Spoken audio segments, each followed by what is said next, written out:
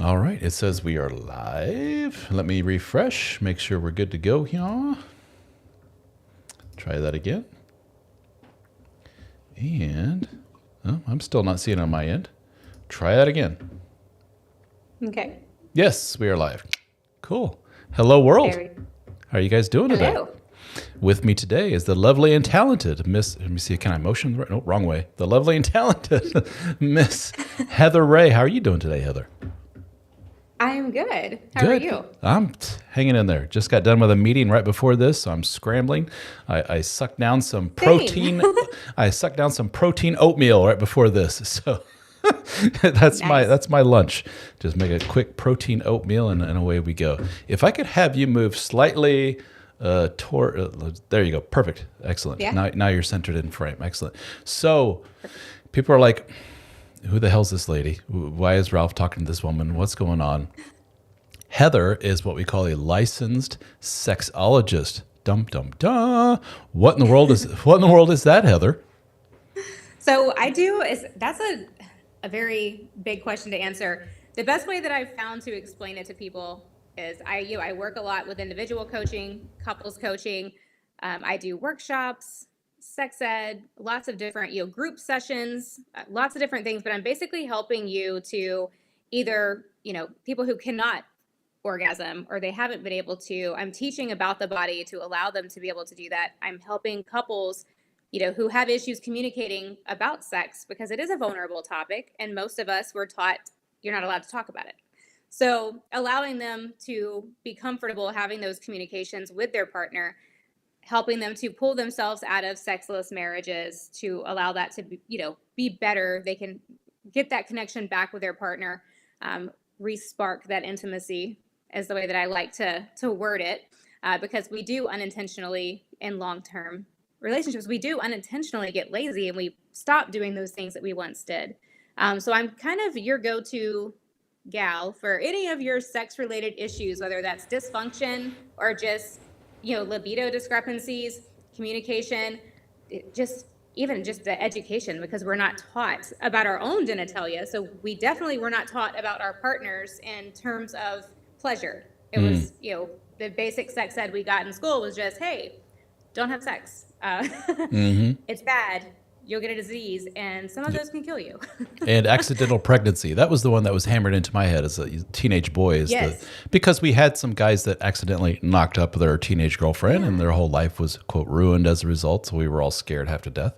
And I had a guy in high school, a good buddy of mine who shall remain nameless, who got his 15-year-old girlfriend pregnant. He was, I believe, a senior in high school at the time.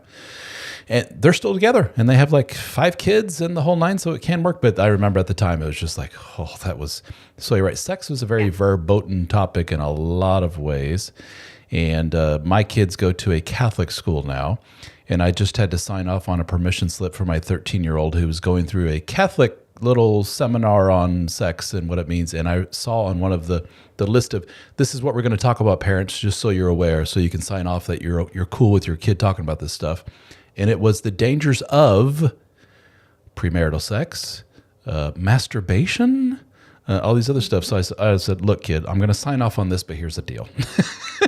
I said, this is a Catholic organization, very conservative, not the most sexually progressive. A lot of the stuff you can let go in one ear out the other, take it with a grain of salt. It is what it is. But that's going to be my kid's version of sex ed from school. It's very much like it's all just like all of it's bad. Well, and I think too, you opening that up and letting them know before, they're able to take that in and, know that, hey, if I have questions about this, Dad has created a safe space for me to come and ask him those questions that maybe I'm not going to be comfortable asking in this classroom, but I can go home and I can ask those questions to Dad. And you can kind of help to, And I've actually wrote a book for the young guys called Real Talk, which is all about sex and coming of age and in relationships and everything else. So I gave a copy to my first son, which I pestered him about it. I don't think he ever read it. He's like almost 18 years of age now. I'll give it to my 13-year-old to say, here comes puberty, so let's talk about this and see what happens there. But people that come to you, I would assume most, if not all, are couples, right? Not all of them. Oh. Many of them are, the majority are married, maybe they're not together coming to me, but they're coming individually. We do couples as well, but sometimes, especially in the beginning, it's easier for me to talk to them individually, because sometimes a lot of that fear is just worried that our partner is going to judge us, or our partner is going to feel like we are judging them, or we're saying that they're not good at what they're doing, when really it has nothing to do with them. It's just us not knowing our own body. And so we can't tell them, hey, we like this, or this makes me uncomfortable, because you don't know how to say it. Or sometimes you just don't know. I know we've talked, many times before, and a few of those, like even myself, I was married with 2 kids and divorced, before I had even had an orgasm with a partner. And I thought I was broken. And now, sexologist, many years later, here you are now. Like, wow, I wasn't broken. I just didn't, I wasn't, that marriage did not allow me to be open in that way. So I didn't know what I liked, and I couldn't communicate that with him. And, of course, if I'm not communicating that with him, it's forcing your partner to be a mind reader, which none of us are able to do. So it's setting you both up for failure unintentionally. Yeah. But I thought I was respecting his wishes, not knowing the other side of it until many years later now, and I'm like, oh, that probably could have helped some of those problems. Yeah, it's a little bit more difficult for the ladies. We have this social stigma of sexuality in women is like, oh God, no. And then we have the modern day version of that, which is the quote unquote slut shaming and everything else that any kind of over the top overt sexuality within women is looked down upon by society, and has been for a long ass time. Not to mention there are anatomical things that get in the way where it's a little bit more difficult to get there being orgasm, finish line, so to speak, for a lot of women. While us men, we're just so simple in that way, aren't we? Like we discover very early on, do this and this, and well, that's good. That's all I need. And not so cut and dry for the ladies. And us boys, we're never sat down to go like, here's the deal with these ladies. No. And for a lot of young men these days, curious to see what you think about it, their level of sex education at a very, what's the word? A very blunt X's and O's anatomical point of view comes from pornography. And in some way that can be a good thing. It's interesting. I hear a lot of people, the knee-jerk thought is porn shows a very unrealistic example of sexuality. It shows a lot of women having very spontaneous desire, which is not necessarily true for a lot of women. And a lot of women look at it and say, it also presents women in a very unrealistic light physically, because the women look a certain way in these, and the average woman doesn't look like that. And I say, I've seen some of that material, believe it or not, and I see people of all shapes, sizes, colors, variation, and in fact, we see. It's interesting when I talk to my young men; they all seem to go towards the more shapely women. While back in my day, it was the skinny minis where you saw them on television, the models and stuff. They were emaciated, and that was seen as the ideal of beauty. These days, the women or the young men seem to like an extra 20, 30 plus pounds, and the adult entertainment seems to reflect that. So I don't know. I guess long-winded way of saying, do we see some positive, sexologist point of view? Do we see some positive coming from this proliferation and popularity of pornography these days? I feel like, of course, that's based on that relationship and how each partner feels about it is like the biggest thing. If you do have a partner who doesn't feel comfortable with you watching it, yes, you start having hurdles, and if you go into watching it and hey, there are some unrealistic expectations, there, performance, even for men, they're like, whoa, like he just went a really long time, and that's not like, I can't do that. So even, yes, we look at it at a woman's perspective, but there's a lot of, things that the man can look at or a woman can expect from her partner, or they're like, wow, that person on this porn video is very well endowed. That's not average. And so comparing yourself to him is going to also reflect that confidence, with that lack of confidence with you, like, oh, wow, like maybe I'm not as great. And as a sexologist and as a woman, I can confidently say size is not everything. It is what you do with it. So regardless, yes, some people may prefer different, which is fine, but you know what you're working with, and it's not just that you're working with. I mean, everything. You still have an advantage.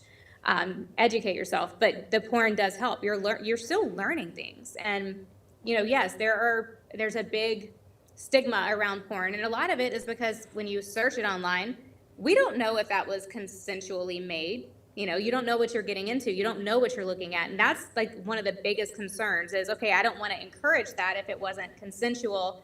And, there's that behind it. But I feel like if both partners are comfortable with it, it can be used as a form of foreplay. It can, as long as both partners are good with it. I don't feel like there's anything wrong with it. Yeah, the foreplay and using it as a titillating, it's hard to say, tool between two people that are watching it together separately. That's one thing. What about from an educational point of view? If there's a guy who just has a mom and dad that never talk about that stuff and friends that have been, he watches it, this is his first foray into this is how you get it on. That's very realistic for a lot of young men these days. Insert tab A into slot B. Oh, that's how it's done. Okay, cool. And they seem to be enjoying themselves. They seem to like it. This is a positive thing. Okay, cool. Maybe there's some educational positive aspect to it. What I hear typically amongst educators and such is like there's so much toxicity involved with it that it outweighs all the positivity. I don't know if that's necessarily and there's fair. The unrealistic expectations. Looking as an educator, I wouldn't suggest someone going and watching porn to learn something. I feel like they're now, especially like even with my position, my career, sitting here and talking them through like this is what that would look like. You would and you have models that you're like molds that you're using to kind of demonstrate. I use slideshow presentations. It's way more educational than a porn video would give them, and they're not going into that thinking. They're not seeing results. They're not seeing, they're getting breaks. They're getting spritzed with water bottles. They're getting, they're getting pauses. Yes. We don't get that in real life. So I feel like even with my single male clients that are like, hey, I haven't had sexual relations with a partner in a really long time, and I don't know how I'm going to perform, if my stamina is going to meet that. Like I've been watching these videos. And I kind of stop them immediately. Is it porn? And they're like, and I'm like, I'm not judging you. Like, that's okay. But I want you to know, don't expect yourself to perform like that. You don't see the cuts that they get. You don't see that. You're not going to last as long as he did. He didn't last that long either. And if he did, it's because he's, lots of practicing, because you have methods that can help with that. And we can talk through that. But they're not going to teach you that on the porn. And so being able to work through those hurdles and communicate it and let me know, hey, these are the issues that I'm struggling with right now. Well, there's techniques that you can do to kind of help prolong ejaculation and help with that stamina. But then also different techniques so that you could take a break and still pleasure your partner. And it's not stopping the whole session while you're kind of like doing those techniques. It's kind of like that little, oh, wow, he's very... I had a friend come to me earlier this week, and she was like, he was very attentive. And that's not common. I've never experienced that before. And I was like, oh, well, that's good. That's a good thing. And she's like, no, I loved it. But having somebody who actually takes a break, and instead of saying, oh, wait, I need a pause, instead of saying it, they directed their attention elsewhere, and they're like, hey, I'm taking a break, but you don't have to. And so it's you're actually learning to do those things versus porn is, great for foreplay, or if you're masturbating and you just want something to watch, kind of put yourself in that scenario, let your brain do its work. But as far as educational purposes, I feel like there are way better options now than what there were years ago. Yeah. And as far as young men are concerned, how it can be a negative, and then this bleeds over into men as well, especially men that don't have a lot of sexual experience, is we hear this from some people that counsel teens when it comes to some of these things, is that the young men, for example, will take that energy that they see in porn and bring it to their girlfriend who has never had any kind of experience before, and she's scared to death because the energy is such that it's this guy's flipping her positions and putting things where she doesn't want to have them put, and he thinks this is normal because he just watched so many hours of this activity. And it takes some empathy and time and understanding that she's scared. You're nervous. Well, take what you're feeling times a million. She's feeling that because she is in essence the receiver, so to speak, and that's a whole different mindset and vibe that we as men can understand. And it takes some Make sure there's consent. Number one, are you sure you're cool with this? Are you sure you're down for doing this? If you say no, that's cool. I understand. That's tough for a lot of young men to do, but I think that message has gotten through quite a bit. But a lot of men think once I'm past that hurdle, it's game on. And a lot of men take that into their married relationship, and they're trying to spice things up with the gal. And they've been watching this pornography. They think that if I am an ultra, what's the word? What's the opposite? A dominant. A very ultra dominant, take control, and they will do things as far as choking and restraining and other things. And in other words, he jumped from A to Z real quick. And there's a lot of stuff in between that you're more inexperienced, high energy. A lot of ADHD guys are like this, kind of hypersexual in that way. And they have a spouse saying, let me put on the brakes. And when they see that, can we put on the brakes a bit? They take that as rejection. Like, I'm not whipped into a sexual frenzy like you want me to be, Mr. Man. Therefore, I'm not really turned on by you. Therefore, this sucks, and this is a terrible thing that we're in. In other words, porn can be a good thing, but it can be in the wrong hands. Oof, a really bad thing. Yes. Yeah. Oh yeah, it can. And knowing that is the biggest thing. Like that's very important going into that. And there's other, even adding spice and switching things up because you're like, hey, we do the same thing every single time. Like they have to be getting bored with it. I'm getting a little like I want to mix it up a little bit, and you go to that, and you're like, oh, that looks really interesting. Let me try it. You're right with the consent. Like you don't see that in porn. You're not able to ask those questions, or you're not able to be educated about it, so you don't know to ask those questions. But same thing, even talking to someone who can help you. Like those are things that I work with. I even have I call it my yes, no, maybe list. And so on that, I have a mild version, which is the one I use often. But then sometimes I have very experienced couples that are like, hey, you know what? We want to take it to that little more extreme, And so basically the mild, is talking, it has all of these different sexual acts that you can do together. And you're basically taking on the back sheet, there's 3 columns, a yes, a no, and a maybe. And so each partner is taking their own sheet and they're taking those sexual acts and they're putting it in the column for themselves. Yes, I'm into that. Maybe I'd be into it, or as a hard no. And I always tell people with that no column, do not allow it to be something that you're saying no to because you think that it's going to be painful or uncomfortable, because sex should never be painful unless you're wanting it to be. But there are things that go in that column sometimes they're just like, nope, not doing that. And it's because they're scared. But there's also the education background that shouldn't hurt if it's being done properly. But we've seen it in TV. Or something has been tried without asking your consent, you had a bad experience. But if you do it this way, and I'm able to tell them, hey, I see it in the no column. Is it because that's just off limits to you? Because that's okay. You can have your personal boundaries. Or is it because it's a misunderstanding? Yeah. Right. Yeah. And because you're not informed, you're not educated about it. Why is it in that no column? And if it's just because I don't like it, hey, that's cool. We've got all these other things in the yes and the maybe column. But sometimes you end up seeing your partners and you're like, oh, wait, that's in the yes column for you. Like I said maybe, but it's because I was scared to put it in the yes column because I wasn't sure if you'd be into that. Yeah. Or it was in my no column because I thought that it wouldn't be on yours. I thought you were going to put it in the no column. So being honest, doing it separately, it actually kind of opens up some things that you can try that's new together. And kind of, keep it spicy. You're watering your own lawn, you're fertilizing it, you're letting it grow, and you're trying new experiences together. And it's also, without you knowing it, opening up those lines of communication around sex and your desires and just what you want. There you go. Very well put.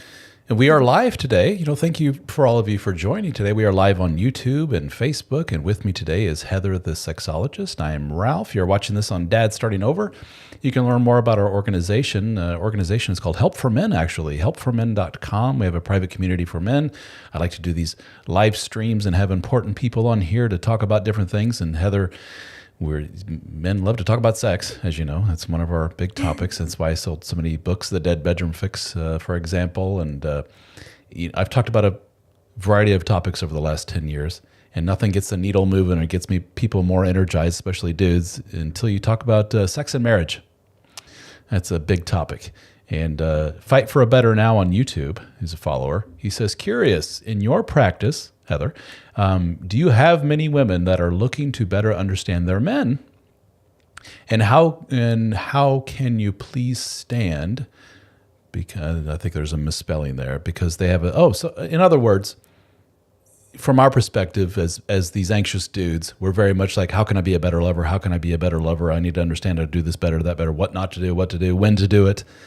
Do you see the inverse much where women are like, I want to be a better lover to my husband. I want better skills in that. Is there a disparity there between men and women? Is one more than the other, or are they pretty even?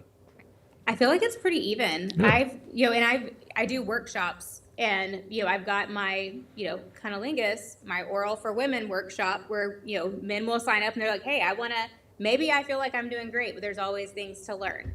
But then you've also got I actually have a blowjob workshop, and so it's teaching women different techniques to we've got some females that are just like, nope, I quit doing that after we got married. And my immediate response is, that is wrong. We don't dangle that carrot for marriage and then yank it away. Like, that's a no-no.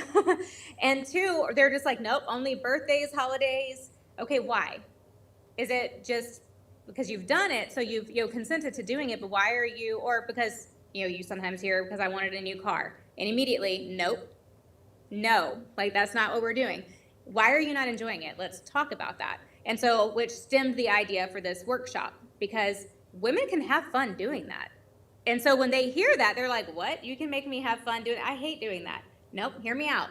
I talk about the things that women have said that they don't enjoy, the reasons they don't enjoy doing it, whether that's, just, it hurts my jaw, mouth, or whatever, my jaw starts to hurt. But I'm teaching them techniques to you don't just have to use your mouth with that. There's so many other things you can do. You're playing temperature play, you're, even putting, warm tea in your mouth, and your mouth is really, really warm, but then switching it up with a sugar-free mint because it's tingly and it's a different sensation, and doing more with everything. Your hands, you can touch, you can fondle, you can, build anticipation, and you're using that foreplay, and you're teasing and making him just want to squirm before your mouth is even on it, which is not making your jaw hurt. So all of those fears, those uncomfortable things that women talk about, I've been doing this for 12 years, working with women and hearing their issues with giving a blowjob. And I said, you know what, we're going to make a workshop for this, because first of all, I'm going to teach you the tricks and tips, because when you're down there and you don't want to be down there, your partner feels that. And you're doing this to bring your partner pleasure. Like, they're not going to get full pleasure if they know you don't want to be down there. So I'm like, my biggest thing when I start is I want you to clear your mind. And in this moment, you are worshiping that penis. Like, that is all that matters to you, is bringing pleasure to that penis. And it's teaching them how to be comfortable with it, how to have fun with it. Like, make it fun, because if you're enjoying it, your partner's going to enjoy it a lot more. We have sold a ton of those workshops. They eat it up. Yeah, they love it. And so, I even do groups in person for that, because it's clinical. It's a slideshow presentation, but I'm teaching anatomy. I'm teaching pleasure points of the male genitalia that people don't realize are even there.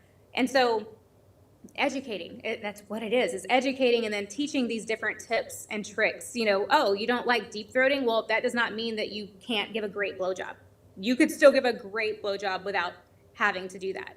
And people are like, oh, well, that's why I don't do it, I figured I had to, and I just can't. My gag reflex is ridiculous. So overcoming those obstacles and finding ways to work around them. But yes, absolutely. I know that was more than what he asked. But yeah, no, it's good. And an example, number whatever, for how pornography may flip things into a negative way. Woman's like, I'm seeing what those women are doing in those videos. I'm not freaking doing that. It's like, no, that's extreme, cinematic stuff. It's not what we're talking about. Majority of women don't do that kind of thing. It's for the camera necessarily. And those women, by the way, have a certain skill, if you will, to be able to do that. Most people can't shove something down their throat without throwing up all over the place. And they're performers. Exactly. It's a Hollywood production, if you will. It's not necessarily real life. So, but a lot of men hearing this are of a certain ilk, a certain mindset, very anxious guys who tend to be with women who are very not open-minded about this sort of thing. So hearing you say that, a lot of men are kind of rolling their eyes like, as if any woman would go, my woman would go to a course or a seminar or whatever for that. And guys, listen to this. Yeah, this world exists. There are people, men and women alike, that are open to this idea of what can I do to make this more fun? And you hinted at something that is something I push a lot, which for some reason is just forgotten in a lot of relationships, is playfulness. Just having fun with it. Having fun with each other and having fun and making it like a little adventure, not being so goddamn serious about everything and all the time. And another aspect of where maybe pornography could get in the way, like I have a mission, damn it, and I got to go from A to Z, and I have to do all these positions, and I have to do this, and has to go here, and has to go, or not, or you could just have fun and be playful with your partner, and enjoy each other. Seems to be something a lot of people forget. And they see it as almost a chore. A woman, like your low libido woman, may see it as a chore of like, I have to do this thing. I really don't feel like it. And man may see it as a chore of, I'm actually tired, but I have to do these eight positions. And it's like, no, you don't have to do these things. It can be just a playful, fun thing with each other. And Guitar God in the comments here says from Facebook, be careful with the whole mint idea. I'm cutting out some stuff here. He says that he had a spearmint chewing gum incident that irritated things for a few days, he says. Ooh, yes. And there's different chemicals in different things, I can imagine. Especially, and you have to also think, if you're penetrating afterward, the sugar-free part and the mints, like gum has different things in it, but that sugar-free is just you're having that mint, you're taking it out, you have that coolness. And it's more, even if you're not even putting it in your mouth, you're just kind of breathing. That throat room, sexy breath, just like up it. You're teasing, you're tantalizing.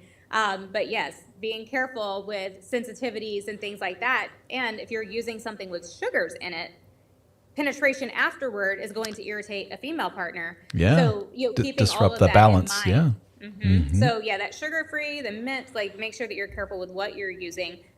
But I typically, when we're talking penises, when I'm discussing temperature play, yes, warm tea is great because it really, your mouth is going to be warm and wet already, but when you add extra heat, it feels nice. Even a warm rag, temperature play, people go immediately to ice cubes, which is awesome, but penises don't care for ice cubes all the time. So a mitt is a nice alternative so that we're able to kind of still experiment with those and see what you like. And you're just starting slowly to see, okay, does your partner like it? Do they not? And you're communicating through this. And I'm teaching them to do that. So just, again, it's all about that communication, because when you come back later and you're asking, hey, so I tried some new things. What did you think? For one, she's excited. Or if it's a male taking the course for his female partner, he's excited. They're just, I learned something new. I tried a few new things, not all of the things. I'm going to keep some in my pocket for later. But what did you think about that? Tell me. It's not was that good? Was that good? Because sometimes that just induces anxiety. Yeah. But it's hey, I tried some new things. What were your thoughts? How did you enjoy it? Did you like the pressure? Did you like this? Did you dislike it? Let me know, because I had fun with that, and I liked trying that new with you. So I want to see which ones you enjoyed as well, so that we can keep making it better and better. And that's the goal. You want to have fun with it. You don't have, every sexual encounter doesn't have to end in orgasm, but having fun with it and enjoying not just your partner, yourself. It's okay to be sexual. It's okay to embrace that, and just share that with your partner, especially in monogamous relationships. That is the one person in the world that you can share that with. Have fun with it. That's something special just for the two of you. Mm-hmm. And, from a male perspective, that you brought in the monogamy thing, very early on in the whole process of getting to know each other, we seem to be, both men and women, a little bit more open to things. We let the lustfulness take over, and it just kind of, some of the stuff kind of naturally happens without having to think and dissect and analyze and what about this, what about that. That comes later. That's just, for most of us, a fortunate, unfortunate, depends on how you look at it, aspect of the long-term monogamy. You got to mix things up. You got to keep it fun. You got to try new things. You got to be open-minded about things. You have to communicate. For all you guys listening to this, newly divorced that are dating, you're like, yeah, right, I had 3 different women last week. I didn't have to do any of this. Well, that's not apples to apples comparison. It's a little different world in the long-term monogamy game. Jack from YouTube says, do you work with many clients who are trying to accommodate for physical health issues such as neuropathy, lordosis, etc.? I would think, yeah, it's pretty common. Yeah. Yes, pretty common. And a lot of it's because going to their doctor and asking their doctor sexual related issues. Some doctors, they either, they're like, okay, yes, there's a problem there, but I'm not quite sure how to walk you through that. They actually refer people to me here locally. They have my cards and they send them my information. And sometimes it's either the doctor saying, hey, look, I can treat the condition and I can kind of help with that, but you're going to get better help speaking to a sexologist so that she can he can look into what you're dealing with specifically, because every situation is going to be different, especially with medical issues, because your body is going to react differently than someone else's will. And so being able to work through those issues, not just with those, but many, there's even, many, we could go down a whole other course with that one, but yes, I do. So and then we have Holland from YouTube saying, wouldn't low libido be from the diet? Well, Holland, low libido can be as a result of a lot of things, not necessarily just what they're putting in their mouth food-wise. I mean, sure, if you're overweight or eating the wrong things, that can have a detrimental effect on your health, which may cascade and cause other issues like libido issues and so forth. But libido is pretty complicated, isn't it, Heather? It is. And again, it's a case by case. Some people are just, hey, we end up finding out every now and then that, oh, it just is uncomfortable. It hurts. And okay, that shouldn't hurt. So let's talk about that. And sometimes it is just something as simple as not having enough lubrication. Oh, well, that's an easy one.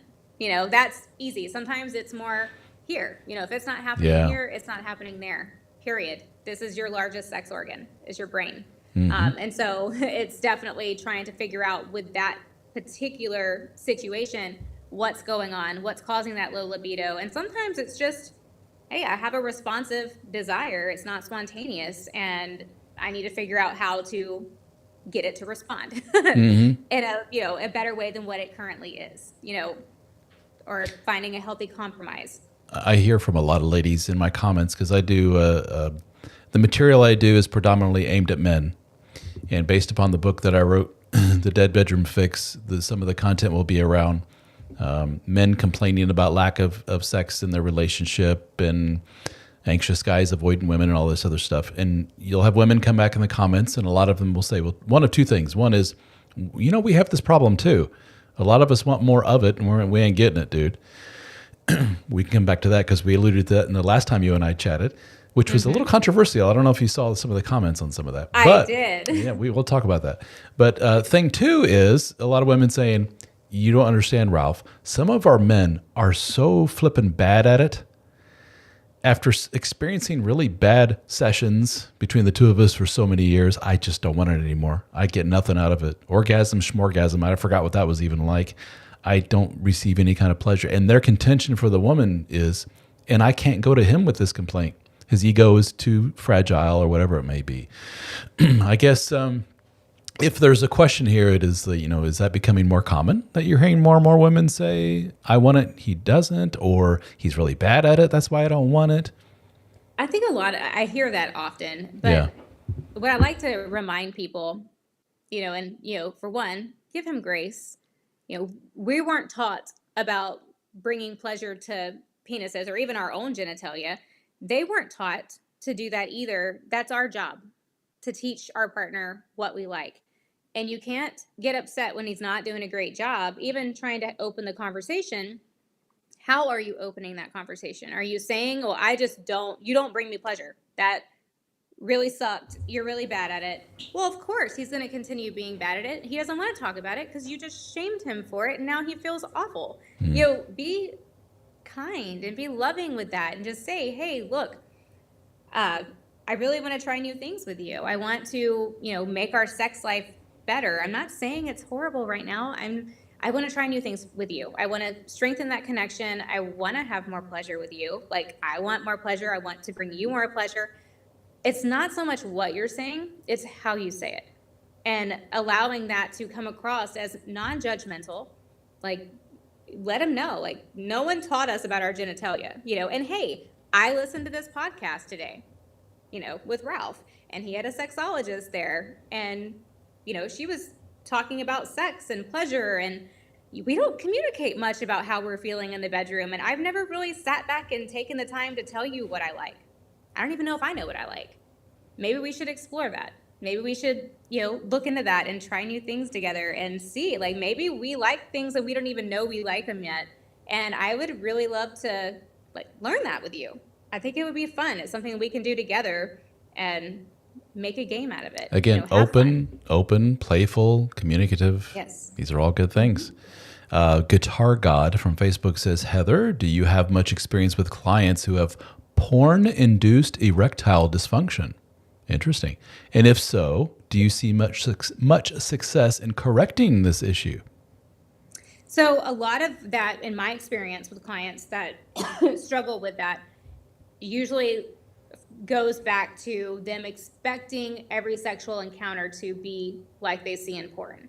And so typically with that, I try to pull them away from porn for a bit, because it is judging your sexual behavior currently. And so I try to not say, hey, you're not ever allowed to watch it again. But while we come back to reality and remember that, hey, these things, and there's different types of porn out there. So it's real easy to, type in Pornhub or something similar or whatever it is that you're looking for in porn, and it takes you to whatever website. But there's also others that are more realistic. They're not as out there. Yeah. It's a little bit more realistic. So those are, options too, that, hey, why don't we go away from, my first question is, what type are you watching right now? Because everyone typically has their go-to. What are we watching? Like, let's see if we can shift it a little bit. Let me look for other alternatives, and I can send you those. If we're trying to, sometimes people don't want to stop right away, but we can adjust that just a little bit and kind of bring us back to reality on what realistic expectations should look like. And there are options for that, which can be helpful in a situation like that. But yes, I've definitely had clients and we've corrected it. They're like, oh, wow, this porn is actually really good, and it lines up with what I'm getting, but I'm actually able to maintain those erections again. I'm enjoying sex again. Every now and then, I go back to the old porn stuff, and every now and then, but I'm not having to do that in order to maintain erections. Yeah. And so it's definitely helpful just letting them know, oh, I'm not. Their biggest thing is, I'm broken. Something's wrong. You're not broken. We just need to tweak it a little bit, and that's okay. And admitting that you need help with it, or, hey, can you help me? Is this fixable? Is that first step? So, give yourself there seems grace. to be like a physical and mental component to it, to these guys who have used porn for so long that there's the physical thing. There's this, what's it called? Death grip, or grip of death. I don't know if you've heard of this. Basically, the men are so used to their hand and being in a certain way that death grip, if you will, that a real life human being cannot compete with that. And so, but there's also things we can incorporate. Sorry, I didn't. No, there no. was a delay. I think I cut you off unintentionally. There's also things we can incorporate with that. You can. Some people are really against sex toys. I'm not. I'm not gonna. I don't want anyone becoming dependent on it. Period. But they can be. They're enhancement products, and when they're looked at that way, even a standard C-ring, which is just a cock ring, but it constricts the base of the penis, so it gives that grip. And it also helps him be harder, makes him last longer. Keeps the blood flow in the area. Yeah. Yep, the blood flow rushes to the head of the penis, so it makes him harder, makes him last longer, but it's giving that grip while you're with a partner. And you don't even have to have one that vibrates. You can get, the regular silicone ones, and it's just giving that grip for you. You're not having to hold on to yourself to get that. It's doing it for you. So there are things you can incorporate to still have that if that's your preference, because you are allowed to have preferences. That's okay. Yeah. But it also allows you to still enjoy sex with your partner, because you're like, wow, like, I'm getting that, but then I'm also getting this. It's like the best of both worlds. Yeah, and there's so it definitely helps. The shame component of that. I need devices in order to do certain things. Some people are like, ugh, I feel like less than a human for doing that, which is silly. But it makes it so much easier, for a lot of people, especially you look at, and I'm doing intimacy after 50, work groups right now. But you think even later in life, you start struggling with arthritis or, parts, sensitivity, trying to orgasm, foreplay, everything takes so much longer. Having those devices, even at that point, are beneficial because, for one, it's taking that extra work off your partner. If you have a partner who takes 15 to 25 minutes, which is that's average for a woman to become aroused, and you're introducing products like that, it's not a replacement to you. She still wants you. But the majority of women need direct clitoral stimulation. And so helping get her warmed up, getting her ready is one, like, it's taking a lot of the work off of you. It's an enhancement product, not replacement. So it's kind of like your little sidekick. It's like, hey, I'm going to tag you in for a minute. You're going to get her all worked up and warmed up, but I'm doing it. I have control over this. And then I'm going to come in and finish it off. It's like, it's actually working for you if you look at it that way. Now, when you have a partner who does not want to have sex with you, or that she's not having sex with you, but she's using toys, it's going to make you not like that. And that I'm like, no, like, yes, masturbating is okay. Like, we need to know what we like in order to tell our partner, but don't tell your partner, no, I'm not going to have sex with you, when yes, you're there and you're doing it all the time, but you're not giving that, what is the issue? Something's not right here. Like, we should be able to do that together and enjoy that. So it can be an issue, but I feel like it's use it. If you're able and both partners are comfortable with it, it can be a great tool. In addition to the physical, we have the mental aspect of it. Yes.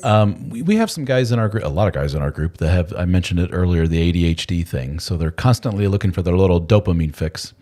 And so the porn is just engineered for those guys. I can quickly go click, click, click, done. Click, click, click, done. And then to say, I know you've done that for so many years, months, whatever. Here's a real life human in front of you. That's going to take some vulnerability, opening yourself up, schmoozing, talking, dating, the courtship process to eventually get to the end. Let's say the guy's dating, whatever. And then eventually he gets to the end goal and he's just like, nothing's working down there because I'm so used to boom, boom, boom. Let's go, go, go. And it's kind of a mental thing. Everything, if we went to the doctor would say, everything's working fine. Your blood pressure's fine. There's no coronary, whatever. So you're good. It's all up in his head. He's just accustomed to doing that. And it takes some training. Get off the old porn and interact more with real human beings. I think that's probably far more common than what we think. Yes, it is. And you're right, kind of taking it away. And that's kind of where I'm like, hey, let's stop doing that. Let's work on mindfulness. We're going to put the porn away. We're going to close your eyes. You're going to envision that situation, whatever situation that might be. And you're doing the same thing, but you're using your imagination. You're, clearing everything around you. You're putting your phone away. There's no electronics to buzz and distract you because we want to be in here for just a few minutes. And you're enjoying that. You close your eyes and you're practicing that mindfulness, you're able to kind of put yourself wherever you want to put yourself. And you're also able to, kind of go at different rhythms, different techniques, things that you wouldn't typically do masturbating wise. I'm giving you other ways to try it because I want you to switch it up a little bit because it kind of resets your brain. But it also allows you to learn those techniques to help you from ejaculating too quickly because we're training at this point. It's training. And you're helping to build that stamina to help you to last longer. But we're going to have to switch it up just a little bit because when you get into that same routine, that same habit, you're going to continue to have the same results. So switching it up just a little bit just kind of tricks the brain. And they're like, oh, wait, what are you doing? Okay, I see what you're doing there. And they have fun with it. It's still fun. And it's even solo time. It can still be fun. And you're just discovering new ways to bring pleasure to yourself. And you're going to be able to enjoy that more with a partner, especially being able to teach them that. We got some comments here I don't want to miss. Some of these questions I think we've answered in a roundabout way already. Is it not better to teach men about proper pacing and understanding rhythm better instead of suggesting toys? I mean, that's kind of shaming toys. What's good for one is not good for the other. Yes. Yeah. It's not like any of my coaching is all, get a toy. Like sometimes that just doesn't work. I'm going to try to use all of the, I say tools at your disposal. Our bodies first before we resort to, hey, let's introduce a sex toy. That's not going to come up in a session in the beginning of our our sessions. Like, that's just not going to come up. We're going to talk about techniques, because I could throw a vibrator at you and you aren't going to know what to do with it if you don't know the pleasure zones of the vulva anyway. Where am I going to put it? Oh, I just like stick it on. No, there's areas that are going to benefit you more. And there's way more areas there than you realize are there. But you can also use it outside of that. Massage, you could use that, down the chest, up the thigh. It's that vibration that is tantalizing, and it's building that desire. It doesn't have to even touch the genitals. It can be used for so many things. And it's funny, you talk about the massage. Isn't that how those vibrators were marketed in a way to get around the censorship? Yes. It's a personal massager. Yes, exactly. That's how they advertised them first when they first started being sold. Like, the very first place to ever sell them was Sears. But originally, women would go to the doctor, and the doctor would use these medical devices to cure hysteria in women. Hysteria, that's right, yeah. It was a vibrator, and that's what they were doing. She was orgasming, and everyone feels better usually after an orgasm. So, people. I'm like, oh, that's the trick. I just need to pretend to be hysterical to make sure I get an orgasm today. Before we go into the next topic, I want to pause and just say, where can people find out more about you, book time with you, all that good stuff? Yes, so you could definitely go to Best Life Behavioral Health. I'm listed on her website so that you can book sessions there. You can see previous workshops. You actually have the option to buy those pre-recorded as well. See any group sessions that I have coming up or have going currently. And then I'm on social media as Heather Ray too. You can feel free to follow me there as well. So bestlifebehavioralhealth.com. We need to get Samantha to get a shorter domain. That's a little long. Bestlifebehavioralhealth.com.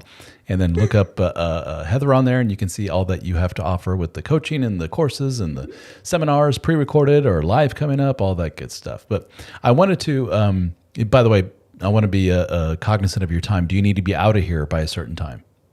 We're okay right now. You're okay, fine. Cool. The subject I wanted to bring up was a little bit of a touchy one, and we talked about it briefly for a second there. You and I had a chat before, and we talked about your previous marriage, which ended as a dead bedroom marriage, which of course piqued my curiosity because I've been writing and talking all about it. And I said, well, here we have this attractive female sexologist who was vulnerable enough to raise your hand to say, I've been in a dead bedroom, and I just got out at that time. You just got out of one, and you were a newly single gal, and sharing your story. And to summarize, this isn't necessarily fair, but it was basically good man, good relationship, just very mismatched in that physical department. He wasn't as interested, if at all, in that anymore. And you're like, I am. And you went through a personal transformation in terms of weight loss and other things. And here you are, which, by the way, is the story I hear almost verbatim from men every single freaking day. This man will say, I have decided I don't no longer want to be 300 pounds. I want to lose all this weight, and I want to go to the gym. I want to eat better. Wife, what do you think? Wife says, He's like, cool. Wife, I want to do that. Wife, I have a renewed energy. I want to get together physically, intimacy. I'm good. Very much, almost depressed, very low libido. Man is re-energized. And when he goes to the internet and says, I'm a dude, I've been trying to get through this woman for years, nothing's happening. The internet as a whole, men will say, it's time to move on, dude.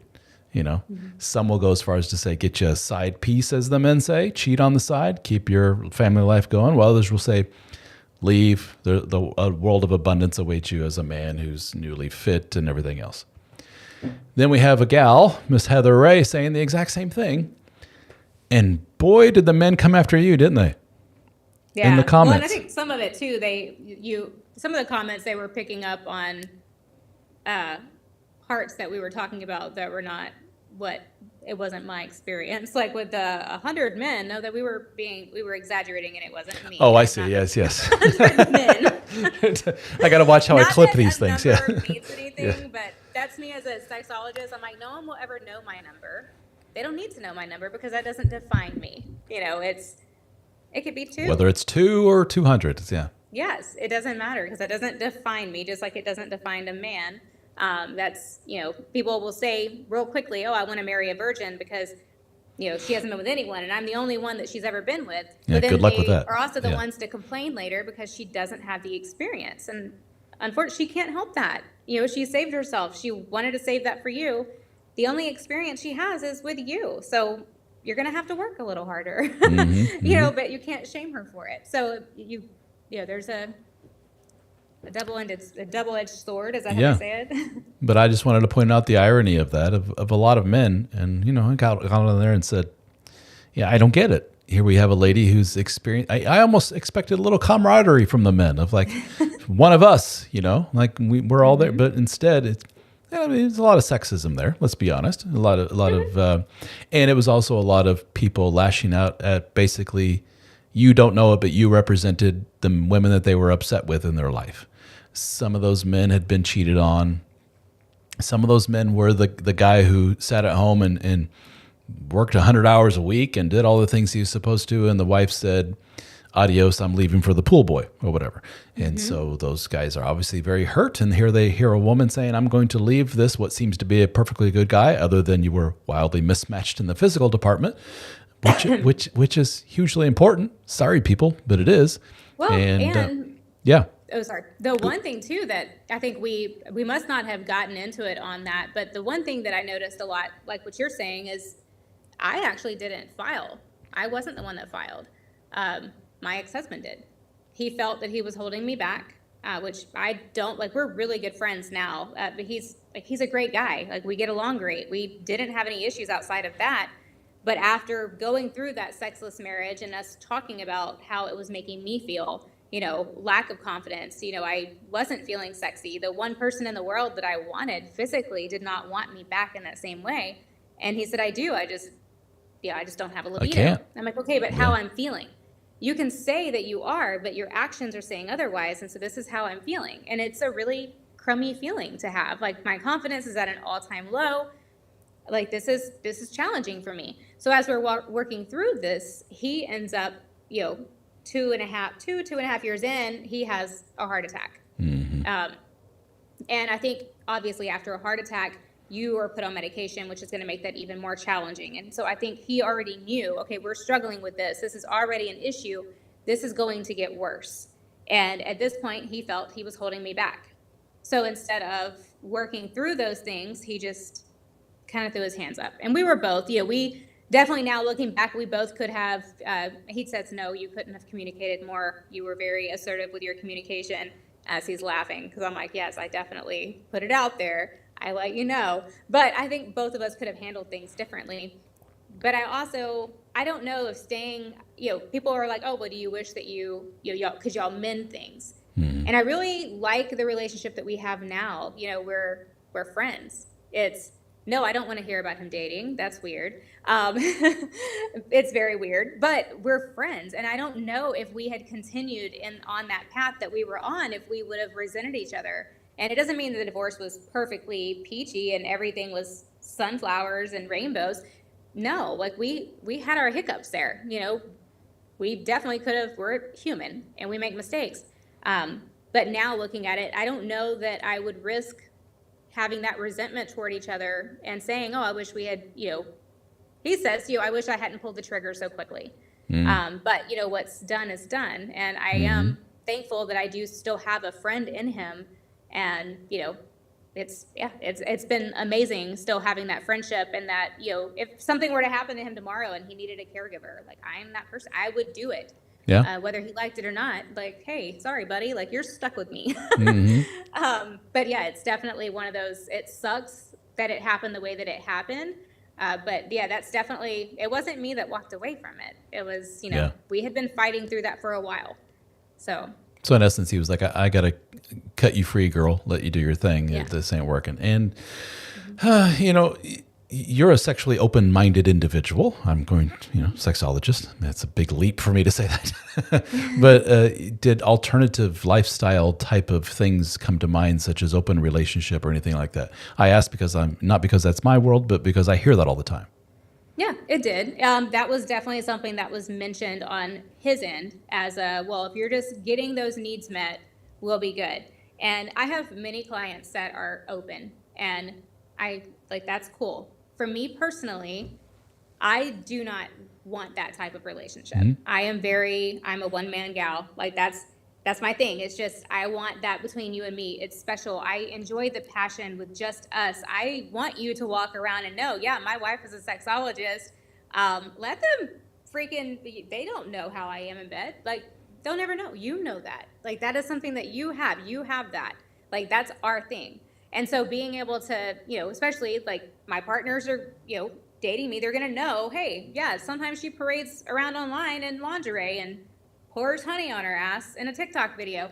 It happens sometimes because I sell lingerie. So they know that. But I'm like, no one knows what you know. It's different. So I feel like that's kind of my thing of like, hey, no, and I don't like to share. Not judging others that do, but like what's mine in the bedroom is mine. I'm not going to share my sex toys, and I'm not going to share my man. Mm-hmm. And so it did get brought up, and he, it was definitely one of the conversations that, he did bring up, and my response to that was, you're not hearing me. That ain't what me. I'm wanting is you. I don't just need sex. I need that passion and that intimacy with you, not anyone else. This is what I'm wanting. And you're trying to, and my words to him, because of the way, again, it's not what you say, it's how you say it. But it was kind of like here, just go get it elsewhere. Yeah. And I'm like, that's not meeting my needs. My needs and are again, us. And guys listening to this, I talk to guys who hear this every day. They hear that the wife's like, go get your girlfriend. Like, obviously I'm not enough for you. And, obviously I can't fill all your needs. I don't want it like you do, if ever. So go, you have my permission. And the guy's like, no, I don't want to get it elsewhere. And that's not it's crazy because people who go into that open lifestyle, if they're going to go into it and have success with it, it has to be both partners wanting that. It can't just be one saying, oh, I don't want to have sex with you, go get it elsewhere. Like, please. That's not how that's going to work.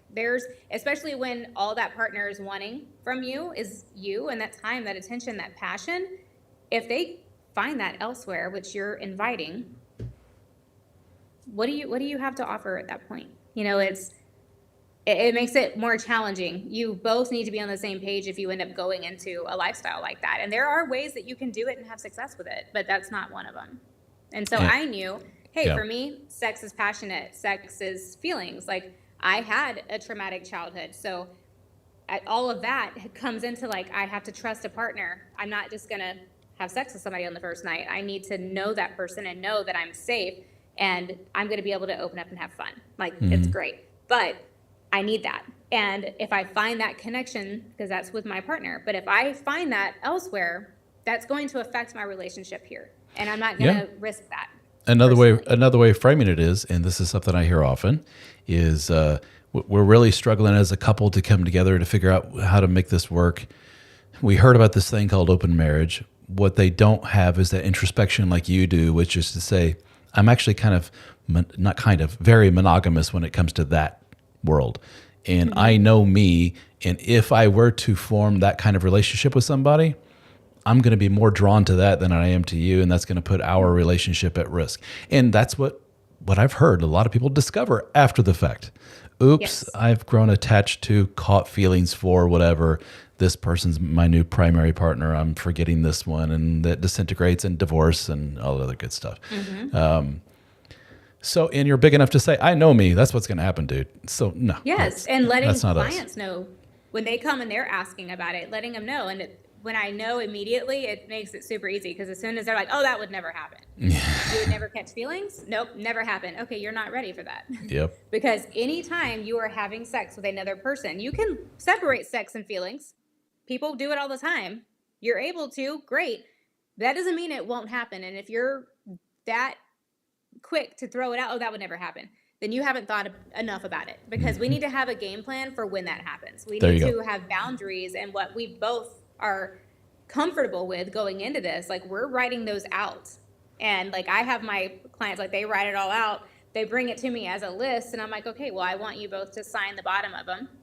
And I want you to tuck them away, because no, it's not a legal document, but you both saw it. You're both reading them over and you're tucking them away. And so y'all know, hey, if you disrespect that boundary and you do something that was not within your idea of what that open relationship looked like for you, that's going to ruin all trust. And if you start catching feelings for someone, typically the rule is you're not talking to that person. Like, hey, I'm feeling myself grow attached to this person. We're going to need to step away from that. And we need to focus here for a while. Like that. Otherwise, it's like a snowball and it's just rolling and it's collecting more snow and you're not going to be able to stop it. It's one of my standby phrases is one man, one woman takes a lot of work to keep it going and keep things sexy and keep connected. Now, all of a sudden, you want to introduce other human beings into the mix. Your work just increased exponentially. Illustrate what you just illustrated right there. I caught feelings. Time out. Let's rework on us. That's work, and that's a whole level of complexity. And you think you think everybody's just wired for that? Think again.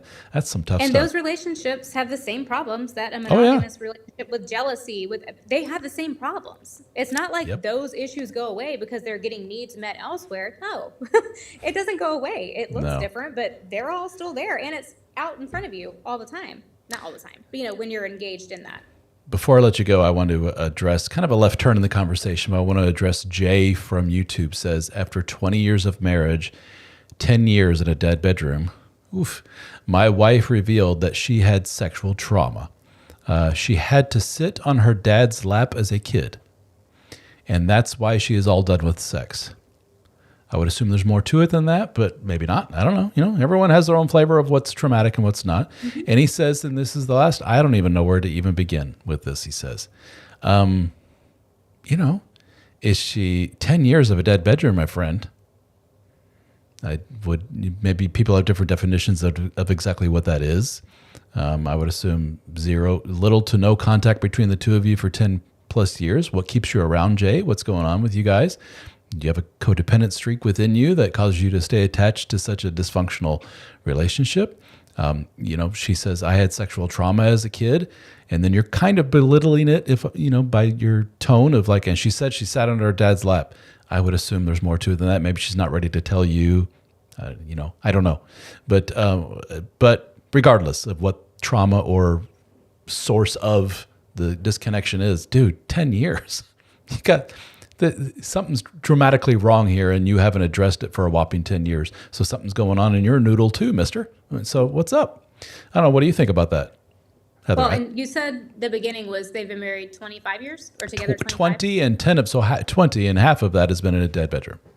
And so the first half wasn't, which kind of, it's definitely like, when did it stop? And that's something that we would discuss like in a session so I could ask all the questions. But, when did it stop? What shifted? Has she talked to anyone about that? Because definitely, like you say, it's not just, she had to sit on her dad's lap. Being me, my stepfather was the one that abused me my entire childhood. And even to this day, I don't talk details of that. It's traumatic.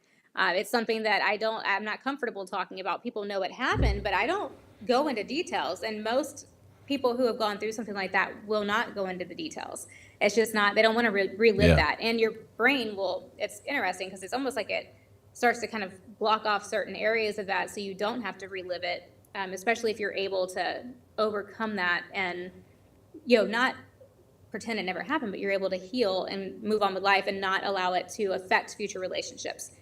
But having someone to confide in and talk through that, which it's definitely, let her see my information. I have gone through that. It was my stepfather, but it was also the only father that I had ever known. So having that experience sometimes would make a lot of people a little bit more comfortable coming in and talking to me.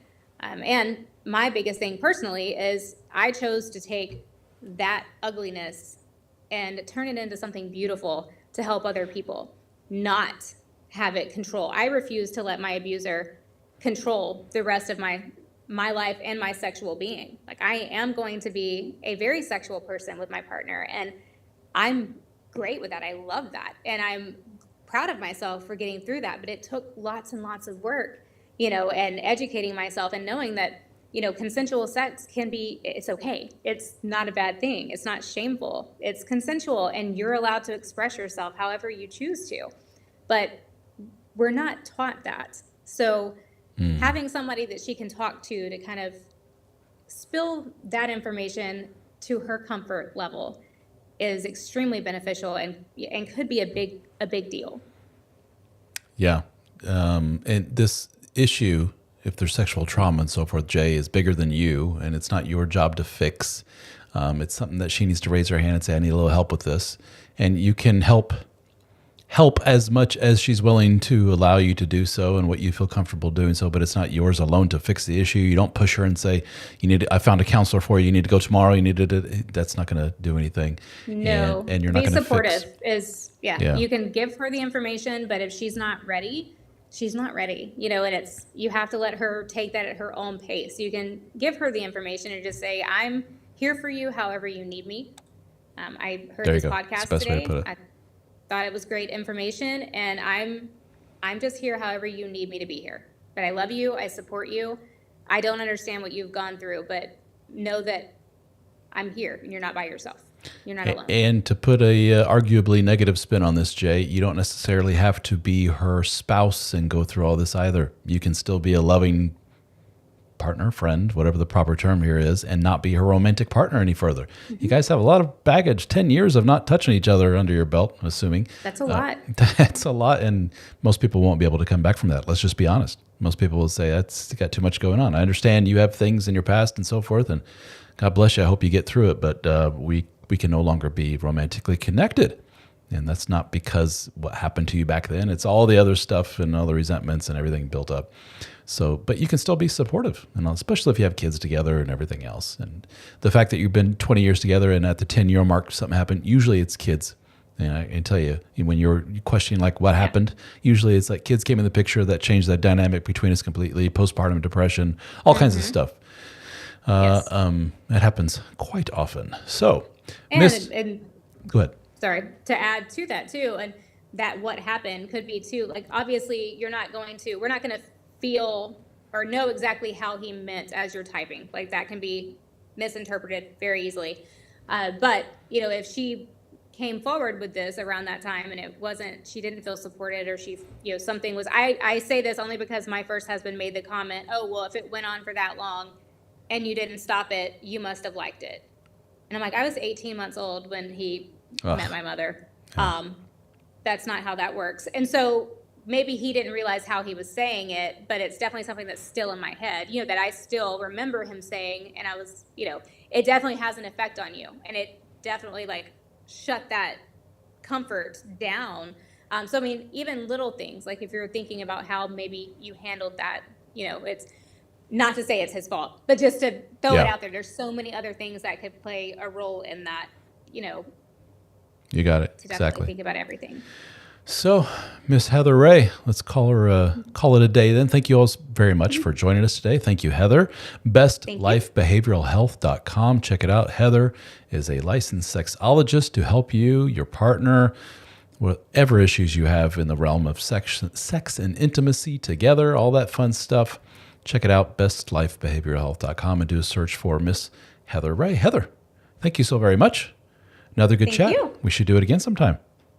Absolutely. All right, guys, thank you for joining us today. If you could, give me a like, follow, all that good stuff, subscribe wherever you're watching this. I appreciate it. Thank you, guys. We'll see you on the next one.